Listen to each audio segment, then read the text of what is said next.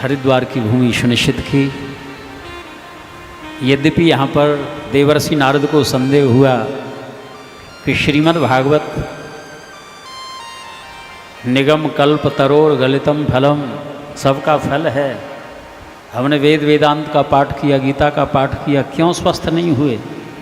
देखिए, भागवत धर्म का प्रतिपादन करना है यहाँ पर, इसलिए विशिष्ट धर्म श्रीमद् भागवत ही है।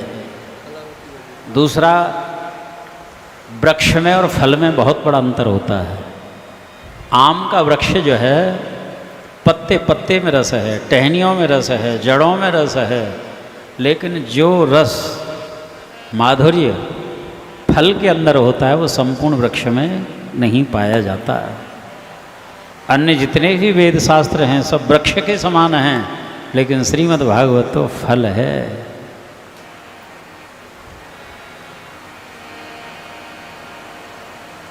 जो रस शर्करा के अंदर पाया जाता है वो गन्ने में नहीं होता है। जो घृत के अंदर रस है वो दूध में नहीं पाया जाता है। हवन भी करना हो, आहुति देनी है, और कोई व्यक्ति विचार करे कि दूध से ही आहुति दे दो। अरे दूध में भी तो घी है।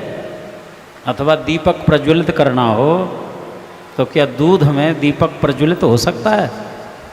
भले ही उसमें घृत है।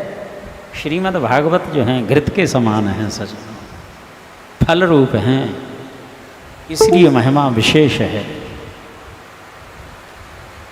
सर्वत्र जो है प्रचार हो गया।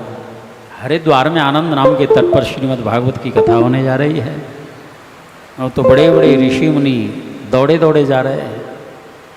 भृगुर् वसिष्ठ च्यवनश्य गौतमो मेदात थिर देवल देवरातो रामस्तथागादिसुतश्च साकलो मृकंडपुत्रात्रिज पिप्पलादः। बड़े बड़े मंडलेश्वर महात्मा जो हैं दौड़े दौड़े जा रहे हैं। क्यों? कि श्री भागवत पीयूष पानाय रसलंपटा धावन्त्योप्याययुः सर्वे प्रथमं ये च वैष्णवाः।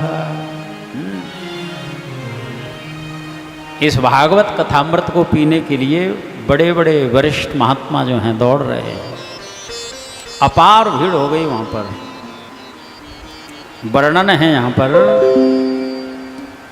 जितने भी शास्त्र हैं, 4 वेद, 6 शास्त्र, श्रुति स्मृति, 17 पुराण, 18वां पुराण तो श्रीमद् भागवत था ही। जितने भी मंत्र हैं, तंत्र हैं, सब उपस्थित होते हैं वहाँ पर। जितने भी पर्वत हैं, जितनी भी नदियाँ हैं, देवियों का रूप धारण करके उपस्थित होती हैं। पर्वत जो हैं देव रूप में उपस्थित होते हैं। असंख्य भीड़ हो गई, सबकी समुचित व्यवस्था है बैठने की। कथा आरंभ होने जा रही है। इतने में देवर्षि नारद को मालूम पड़ा कि कुछ लोग ऐसे हैं जो कथा में शामिल नहीं भये हैं। कारण, अजी हमारे पास निमंत्रण नहीं आया है। बिना निमंत्रण के हम कैसे जाएं कथा सुनने के लिए? कई लोगों की ऐसी अल्पज्ञता होती है। जहाँ पर भगवान का उत्सव हो रहा हो, निमंत्रण आए न आए कोई प्रयोजन नहीं रखना चाहिए सज्जन।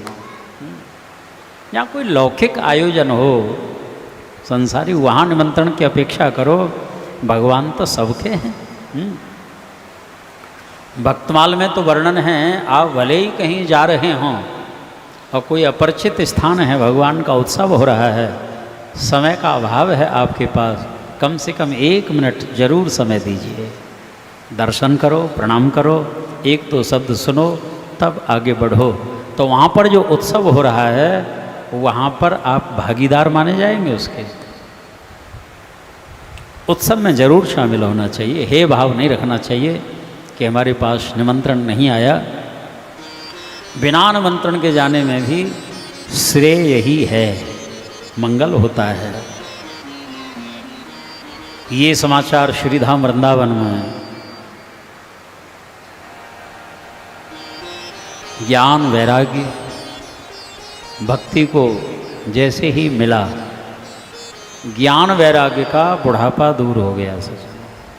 अब एक कथा नहीं सुनी, केवल समाचार सुना कि हरिद्वार में आनंद नाम के तट पर भागवत की कथा होने जा रही है।